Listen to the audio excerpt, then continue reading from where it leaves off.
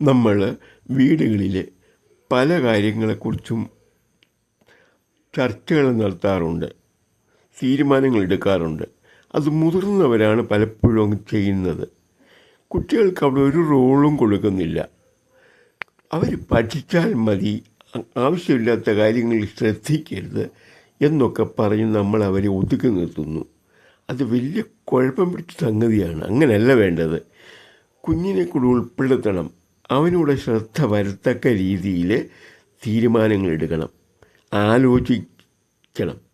ആലോചിക്കുന്ന വശങ്ങൾ അവൻ അറിയണം. അവനെക്കൂടെ അവൻ്റെ കാര്യം കൂടി ഉൾപ്പെടുത്തണം വേണമെങ്കിൽ സംസാരം മധ്യ എന്തെങ്കിലും ഒരു കാര്യത്തിൽ.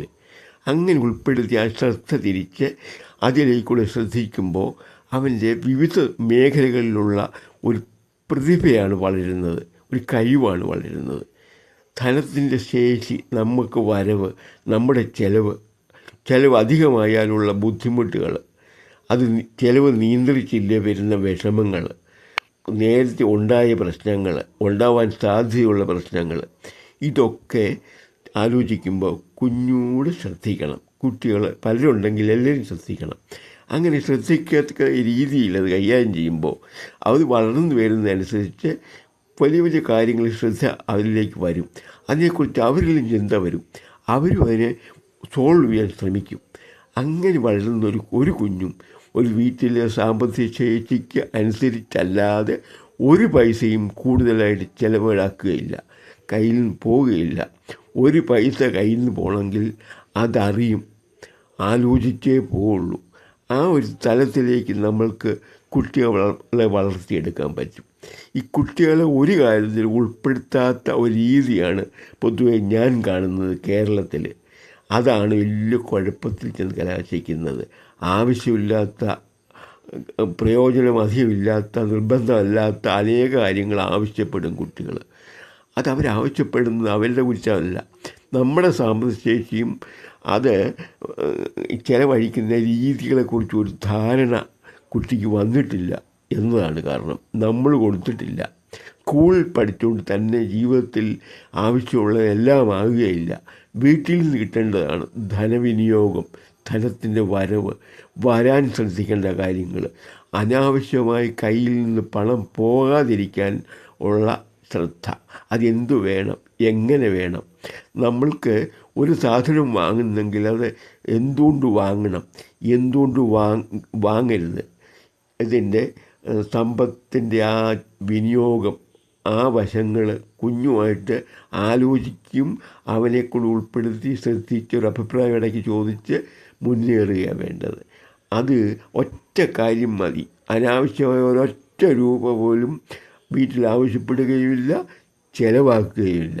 അത് ഉറപ്പാണ്. ആ കാര്യത്തിൽ ഞാൻ പരീക്ഷിച്ച് നോക്കിയ കാര്യമാണിത്.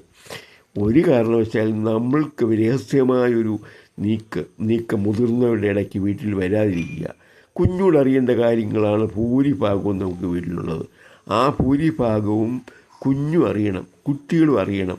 അറിഞ്ഞേ പറ്റൂ. അതാണ് നല്ലത്. എങ്കിലേ അവർക്ക് അവരുടെ സമ്പത്തിനെക്കുറിച്ചുള്ള ഒരു ധാരണ വരൂ. വീട്ടിൽ നിന്ന് ഒരു രൂപ നഷ്ടപ്പെട്ടാൽ വരുന്ന ബുദ്ധിമുട്ടുകൾ നഷ്ടമായിട്ട് തോന്നുള്ളൂ. അത് കുട്ടിയിൽ പറഞ്ഞേൽപ്പിക്കുകയല്ല വേണ്ടത്, അവനെ ഉൾപ്പെടുത്തി അതങ്ങ് പ്രാക്ടീസ് ചെയ്യിക്കുക വേണ്ടത്. അതേപോലെ കടകളിൽ സാധനം വാങ്ങാൻ പോകുമ്പോൾ കുട്ടിയും കൊണ്ടുപോകണം. എപ്പോഴും അല്ലെങ്കിലും ഇടയ്ക്കിടയ്ക്ക് അങ്ങനെ കൊണ്ടുപോയിക്കണം. ആ സാധനങ്ങൾ തിരഞ്ഞെടുക്കുന്ന രീതികൾ, കടക്കാരൻ സംസാരിക്കുന്ന രീതികൾ, നമ്മൾ അവരോട് പറയുന്ന രീതികൾ, ഇതൊക്കെ കുഞ്ഞുങ്ങൾ നിശ്ചയമായിട്ടും പഠിക്കണം.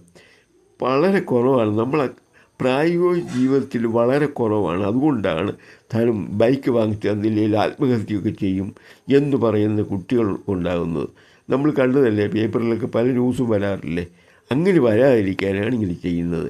കുട്ടിയെ ഉൾപ്പെടുത്താത്ത തനതായ മുതിർന്നവർ മാത്രം പെട്ടെന്നൊരു തീരുമാനത്തിൽ അവരുമായിട്ട് ആലോചിച്ച് തീരുമാനം എടുക്കുന്ന വലിയവരായിക്കോട്ടെ, അല്ലെങ്കിൽ എന്തുകൊണ്ട് ഇങ്ങനെ തീരുമാനം എടുക്കുന്നു എന്ന് കുട്ടിക്കൂടെ മനസ്സിലാക്കണം. ആ രീതിയിലുള്ള ഒരു മാറ്റം നമ്മുടെ വീടുകളിൽ ഉടനെ വരേണ്ടതുണ്ട്. ഇല്ലെങ്കിൽ വരാവുന്ന ബുദ്ധിമുട്ട്, ധനവിനിയോഗം കുഞ്ഞു പഠിക്കുകയില്ല, വീട്ടിൽ കാണുകയില്ല. ലാപ്ടോപ്പ് അത്യാവശ്യത്തിന് 25,000 രൂപയ്ക്കൊന്ന് വാങ്ങിയാലും മതി. നമ്മൾ പഠിച്ചുകൊണ്ടിരിക്കുന്ന ഒരു കുട്ടിക്ക് കോളേജിൽ ഏതെങ്കിലും ഡിഗ്രിക്ക് പഠിക്കുന്ന കുട്ടിയാണെങ്കിൽ 25,000 രൂപയുടെ ഒരെണ്ണം വാങ്ങിയാൽ അത്യാവശ്യ കാര്യങ്ങൾ നടക്കും. അത് വേറെ കൂട്ടുകാരൻ വാങ്ങിച്ചേക്കുന്ന 1,400,000 രൂപയുടെയാണ്. അതുകൊണ്ട് എനിക്കും അത് വേണം, അല്ലെങ്കിൽ ഒരു 75,000 രൂപയുടെയെങ്കിലും വേണം എന്ന് കുഞ്ഞ് പറയാതിരിക്കണമെങ്കിൽ ഇത് വേണം. എല്ലാ കാര്യങ്ങളിലും കുഞ്ഞ് ഉൾപ്പെടണം. നമ്മുടെ സാമ്പത്തിക വരവും ചെലവും എങ്ങനെ, ഏത് രീതിയിൽ എന്ന് ഇത് നിശ്ചയമായിട്ടും മനസ്സിൽ വയ്ക്കൂ.